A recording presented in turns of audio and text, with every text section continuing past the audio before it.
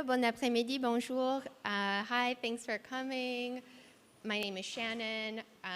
You came to the talk that was in the agenda, Building the New Creator Economy. I'm really excited to, spend the next 15 minutes with you all. I'm head of ecosystem at LivePeer. LivePeer is a decentralized video infrastructure protocol. I'm not going to shill it too hard in this talk. I've been in the Web3 space for a pretty long time. My crypto journey began in 2011. I was regulating Bitcoin as a financial crime in Canada. Worked at the World Economic Forum for a few years with global CEOs who were interested in blockchain tech. So for a long time, I thought crypto was super sus. Until I learned about proof-of-stake networks in about 2017 and went down the crypto rabbit hole, starting my journey working on governance and DAOs. I actually had my own startup before joining LivePeer in 2021, thanks to a friend of mine who's also in the audience and is part of the LivePeer community. So with that, I want to talk to you about the internet eras. I'm not going to talk too much about, we hear Web 1, Web 2, Web 3. I could just say that, but I think it's actually more interesting to think about the cultural narratives around different phases and episodes of the internet. So we can think about, the classical period, ancient Greeks made foundational contributions to math and science and kind of how we think about the world, how we reason about the world, how we reason about ourselves. So we owe a lot of our basic ideas about how we understand the world to the Greeks. So I think we can attribute that to the classical founders of Web 1, the open source internet protocols on which we all still operate. The second phase, popularly known as Web 2, I would actually call the Dark Ages. I'm going to spend a bit more time going into why I think Web 2 is actually the Dark Ages, and where I think we are emerging, which is the Renaissance era of the internet. And so, monopoly's not great, going to get into it. And then the Renaissance is really, the on-chain era and what's behind that. So what's so bad about the Dark Age of the internet? Well, there's really only a small number, where we are now, there's only a small number of corporations that have been able to develop the resources to provide the computing infrastructure and internet utilities at a global scale such that you can actually build applications on top of the open protocols of the internet and build businesses on top of it. And those few companies, we all know them, Apple, AWS, Google, Microsoft, Facebook, they've really become global powerhouses with outsized both, I would say, economic and political power on the global stage.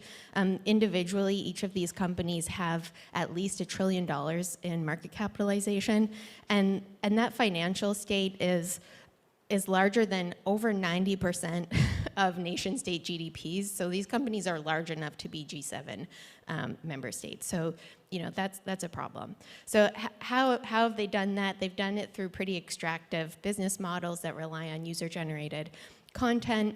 And monetizing user data started off as a strategy to pay the bills, because actually running internet utilities is really expensive. And as they found out, this was the fastest way to cover those costs. And then because they realized that they were the only people in town able to do that, they have been able to jack up their price a lot. So that's kind of the basic economic disaster that we have today. Some of the implications of that: creators on the internet get an unequal share of the returns to the internet infrastructure today. The creator economy, so what gets created on the internet, is valued at over $100 billion. In 2001, YouTube's creator economy alone generates over $25 billion. And the pie's not equally split, as I just mentioned. 2/3 of creators earn less than $25,000 a year. More than 25% earn less than $1,000 a year, and it takes many years as a creator to build up the following you need to get yourself at the top of the algorithm in order to get discovered. And not only that, it's really hard to form a business on the Web 2 or Dark Age internet today, because platforms don't give you any data about your audience or how you're doing, so you're really operating in the dark. Innovation is also really stifled in a monopolistic technology environment. So smaller internet companies, smaller software companies, smaller applications have had to sell, to larger ones over the years to cover their costs at scale. So YouTube sold to Google in 2008, Twitch sold to Amazon in 2014. And they did that because they couldn't cover their costs, and Twitch actually continues to run at a loss for Amazon today. And so, related to this is big companies have been hiring an ever larger share of innovators and inventors. And there's actually an interesting study that just came out, you can find it on the Wall Street Journal, showing that innovators, once they get hired by big tech, do become less productive. They actually issue fewer patents, but they do still make more money. So that's probably not surprising to hear that there's a study that's confirmed that if you're an innovator and you get the golden handcuffs of a big tech company, you're less productive, but you're making more money. This is something I'm actually most concerned about, which is the stifling of our culture and of our creativity. I think, and that what happens online has implications offline, and I really think the homogenization of our global culture as a whole can be attributed to the culture that's developed on the internet, and that is driven by the advertising model of these large software companies, that the people creating content on their platforms the only way to get rewarded is by appealing to the largest possible audience with your content. So you really need a breadth of narratives, of visuals, of whatever you're putting out that's going to appeal to as many people as possible. And also, you can't really engage deeply with your audience because you're trying to get to as many of them as possible, and it's really hard to identify who they are, as I mentioned. Another implication of the kind of ad-based Web 2 model of the internet today is the attention economy. So because the content that gets created is about generating the most eyeballs for ads, it's really appealing to our primitive dopamine high-click brain. Kevin Owocki from Gitcoin actually gave a really great main stage talk, really digging into some of the psychological trauma that's been created on the web over the last few years. I really encourage people to take a look at that. And I think ultimately, platforms like YouTube, like TikTok, like Twitter, like Twitch, they actually own the identities and the communities of creators. So if you get deplatformed, if you get kicked off Twitter, if you get kicked off YouTube, guess what? They own your content and they own your follower base, and you're kind of left with nothing, and you have to start from scratch. So I think from a creator's perspective, that's probably the thing to be most concerned about the dark age of the internet. So what is the internet's renaissance era? What is Web3? What is on-chain? I'm going to call it the renaissance. So foundationally, I think what underpins where we are right now is composable and tokenized compute and data. And so, the classical internet was open, and its primitives still are open source. So in theory, anything that's open source is by nature composable. But what's new and I think interesting about Web3 today is that open source code and data is now tokenized on chain. And that just creates an entirely new economic and business model on top of the internet.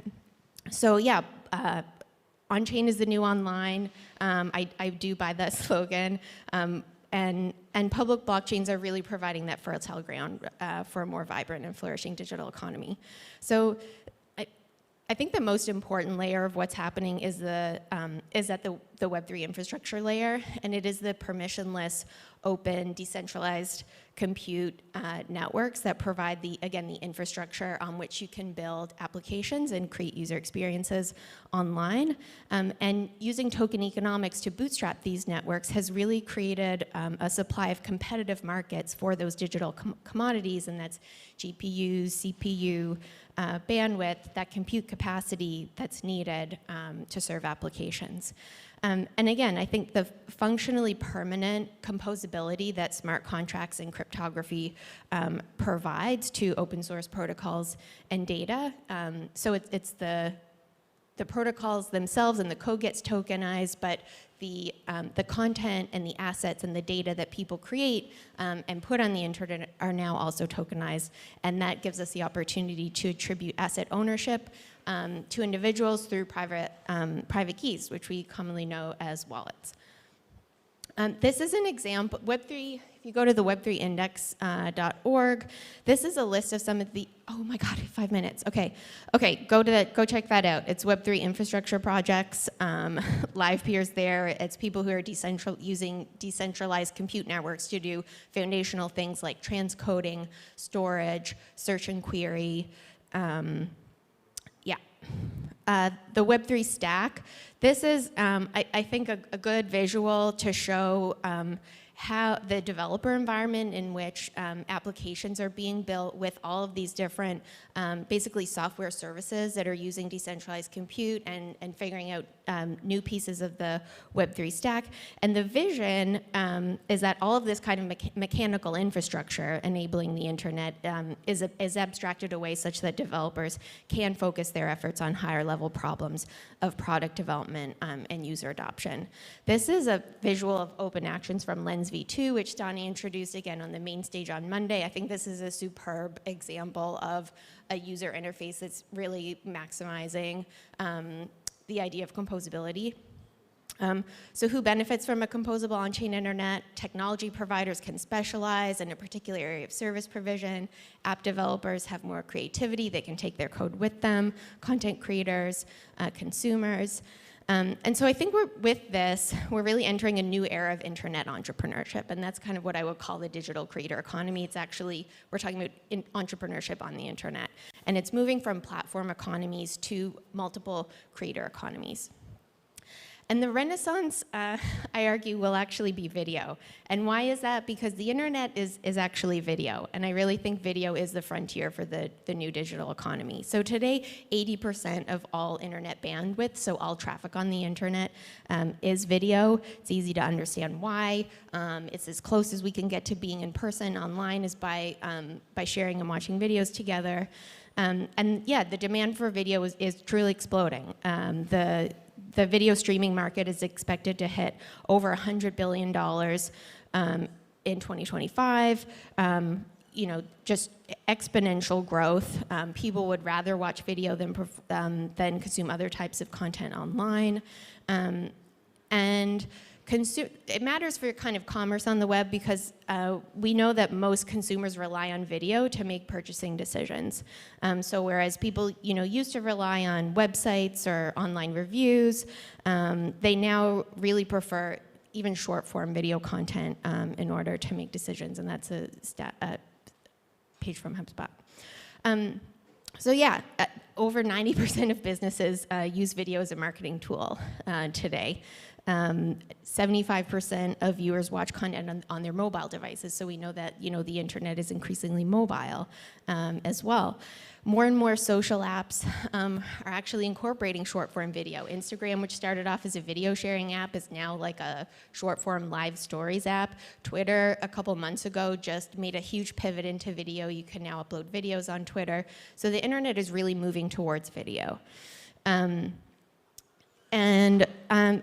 The new on-chain internet does need a new consumer video applications.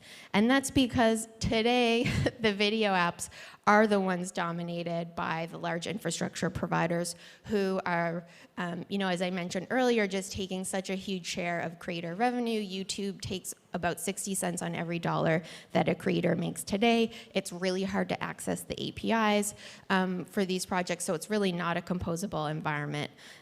So what do we need to do to bring online video to on-chain applications? I'm going to close just by running through, yay, I have 1 minute. 2 slides. I have some calls to action here. What should you build? If you want to bring online video to on-chain applications, I think one of the first things to think about is actually video metadata standards for content authenticity and provenance. So if you put content on-chain, that's going to get an identifier, a hash, to decentralized storage. But what happens when you share that video content? What happens when it gets remixed? because when you put video online to broadcast it, it needs to be transcoded. That means the file formats get compressed and repackaged in multiple different ways, and LivePeer does that in a decentralized way. But it gets really hard to track the provenance of that piece of video content over its life cycle. And it's really important that we do that for two reasons. One is to protect people watching video so that they don't get deep faked and they know that they're watching a video by who they think it's created by. And the other is to protect creators and to provide a chain of provenance so that they get economic guarantees every time a video is shared. I think a great place to start, we're at, social applications. So existing DeFi and NFT marketplaces, those are places where asset exists, but there's really no interface on top of a lot of these assets. So, Zora has over 700,000 collectors today. OpenSea has almost 2 million active users. Those are ripe spaces for social and video application development. How should we be building this stuff? Let's please be use case and user driven in our development of on-chain applications. Who really needs another L2? Ask yourself that question. Think about new business models, productizing micro actions with micro payments. Small is beautiful. You don't need to become a monolith. Lens has done a really great job demonstrating what's possible. To date, they've enabled creators to earn almost $500,000 with over 90% of that revenue being driven by collect posts rather than subscriptions, which I think is hugely instructive for those like small actions that you can start to monetize and productize. Financial inclusion. We really need to bridge DeFi and creators. Currently, they're considered two entirely separate user groups. But what if, when you earned revenue from your collect post on Lens, that automatically got put into a DeFi pool to earn yield? What if that DeFi pool was actually composed of Web3 infrastructure tokens, where you could actually then start to both own and earn rewards on the actual internet utilities that you're consuming? Finally, moderation tools. As we develop new social platforms, we need to be able to come up with consensus on what content is safe and not safe. I think we also need to be looking at quality versus quantity content. Web3, I think, is a great space for news media and journalists to come in and get rewarded for their content. We haven't really seen that yet, so I'm excited to see that. I can't believe that was 15 minutes. Thanks. I'm Shannon. That's my Twitter handle, Shanvasion, Shan.lens on Lens. I didn't show LivePeer, but I'm happy to show it afterwards. Do we have time for no questions? Okay, cool. I'll be there. Thanks.